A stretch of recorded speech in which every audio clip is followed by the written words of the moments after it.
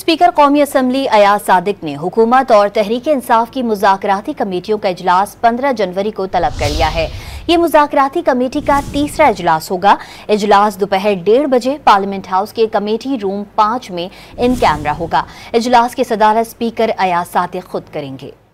Speaker कौमी assembly Ayaz Sadiq ने हुकूमत और तहरीक-ए-इंसाफ की मुज़ाकराती कमेटियों का इजलास 15 जनवरी को तलब कर लिया है। ये मुज़ाकराती कमेटी का तीसरा इजलास होगा।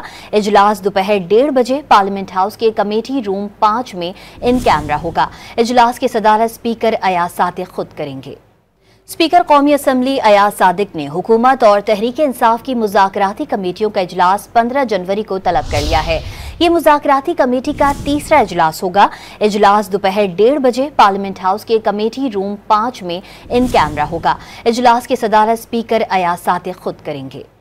स्पीकर कौमी असम्बली अयाज सादिक ने हुकूमत और तहरीक-ए-इंसाफ की मुज़ाकराती कमेटियों का इजलास 15 जनवरी को तलब कर लिया है। ये मुज़ाकराती कमेटी का तीसरा इजलास होगा। इजलास दोपहर 1:30 बजे पार्लियामेंट हाउस के कमेटी रूम 5 में इन कैमरा होगा। इजलास की सदारत स्पीकर अयाज सादिक खुद करेंगे।